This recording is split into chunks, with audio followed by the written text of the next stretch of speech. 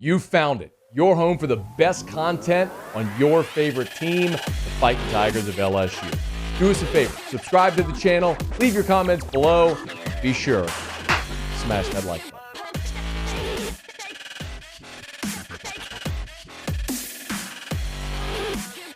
There has been so much transfer portal movement around LSU in and out. And one of the more bizarre circumstances has surrounded LSU and Arkansas, as LSU has gained commitments from two former Arkansas Razorbacks, and Joe Foucha and Gregory Brooks.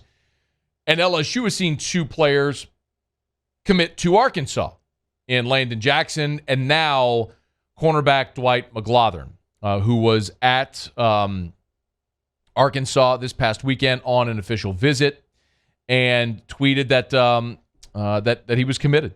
And his tweet was, he tweeted an all caps committed, and then said, let's work, hashtag WPS, and Woo Pig Suey, of course. So Dwight McGlothern is now committed to the Arkansas Razorbacks, so he'll continue his career in the SEC West. Kind of bizarre that Elias Ricks is at Bama, Dwight McGlothern's at Arkansas, Max Johnson's at A&M. I mean, this is just the norm. This is what we are going to get used to seeing in college football, with the transfer portal being what it is.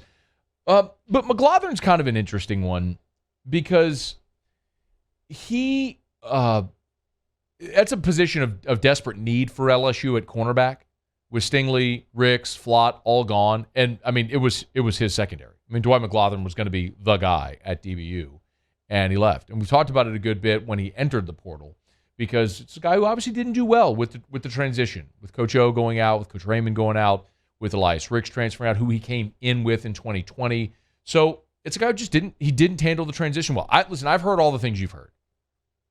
Didn't handle it well, bad attitude, totally. I've heard all that.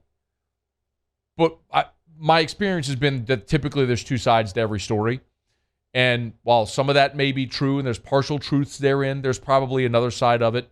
Why and what caused that. And some people just don't handle change well. And maybe that's where Dwight McGlothern is. I don't know. And maybe if and when he ever speaks publicly, he'll talk about that. But he did tweet, "I'll miss my brothers who I fought with every day and made memories with since day one. I'd like to thank Coach O and Coach Raymond for making my dream come true.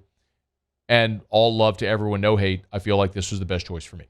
So McGlothern's basically saying there, look, you thank Coach Ogeron and Coach Raymond, who are no longer at LSU, and Elias Ricks is no. So you wonder why, and that's kind of the why. I know we talked about that last week, but now you look at it, and you can kind of see this bizarre circumstance where Dwight McGlothern and Landon Jackson are going to Arkansas, and Joe Foucha and Gregory Brooks are coming to LSU. So I thought, all right, let's kind of break this down a little bit, because I did have an Arkansas, a buddy who covers Arkansas, say, man, I think Arkansas won this one. And I'm like, well, let me look at it, okay? I would tell you that if you said today, all right, when it's time, McGlothern, Jackson, Foucha, and Brooks, who of those four is going to be the highest drafted? When we look back at all four, whenever their draft comes and goes, who's going to be the highest drafted player among those four? It's going to be Dwight McGlothern. If McGlothern goes to Arkansas this year and plays a full season the way he played the second half of this year, replacing Derek Stingley, he's got a chance to be a first-round pick. He'll certainly be a top 100 pick. 6'2", 200 pounds, long as he is. He can run. I mean, he is a prototype. He is central casting for NFL cornerbacks today. Dwight McGlothern's going to be the highest pick among the four. Now, I would tell you similarly, I don't think Landon Jackson can play in the SEC. He's 6'7", 270, and as a defensive end, he has no get-off. We didn't get to see him much at LSU, and I know he was coming off a knee injury, but when I talk to people around that program, players, coaches, former players, etc., people who have actually watched him and scouted him, they say he has no get-off.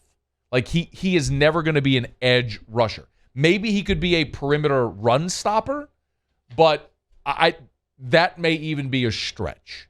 You can always grow, you can always develop, you can always get better, no question. He doesn't strike me as the guy that's ever going to be that.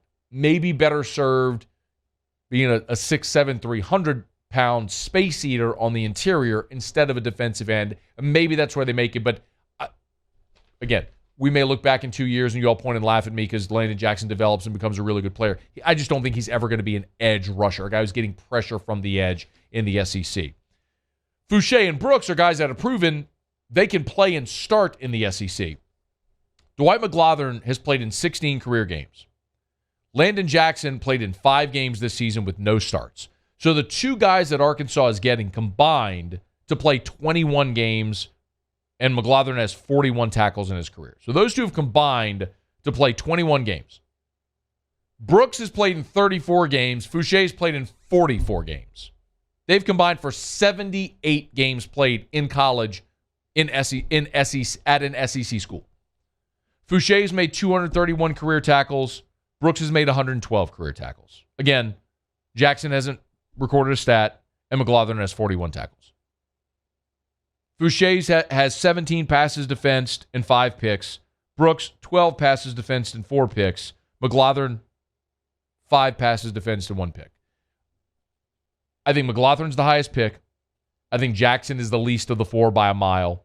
Foucha and Brooks have a ton of experience, but a lower ceiling than Dwight McGlothern because physically they aren't the prototype defensive back that the NFL is looking for. I think LSU gained, if not 2 starters, 2 high contributors at positions of need in the secondary. I think Joe Foucha is probably your starting nickel, and Gregory Brooks can certainly play some type of nickel safety, dime for you, whatever, downhill position, whatever it may be. LSU got 2 guys that are going to play a lot of football immediately in 2022. Arkansas got undeniably got a starter. Look, Monteric Brown was an all-SEC corner for them. He's off to the NFL. McGlothern is a plug-and-play day-one starter at Arkansas. That's not even a question. I think he's going to be awesome. But I don't think they got much out of Landon Jackson. I would prefer to have the best player involved. And the best player involved is Dwight McGlothern. If we could do it over, I would rather LSU keep Dwight McGlothern. But if this is the swap, and it's not a one-for-one swap, obviously, but I think LSU got 2 guys that are veteran guys, that are team guys. One was a team captain and played a ton of football, can play at this level, so you reduce any question of can they. I mean, look at what LSU did when they went to Nichols and got Darren Evans. I'm not picking on Darren Evans, but they took a shot on that guy as a grad transfer. As soon as you put him on the field in a game against an SEC team, it was clear he didn't belong. These 2 guys can play. I hate to say it, but because Arkansas has the best player and it's at such a key defensive position, I think Arkansas won out by getting Dwight McGlothern. LSU has got to address cornerback. They just have to. You've got to go get a starting cornerback somewhere in the transfer portal because right now you don't have any. None that are proven in. Hey, thanks so much for watching. Please leave your comments. I love to interact. And be sure to hit the red subscribe button below.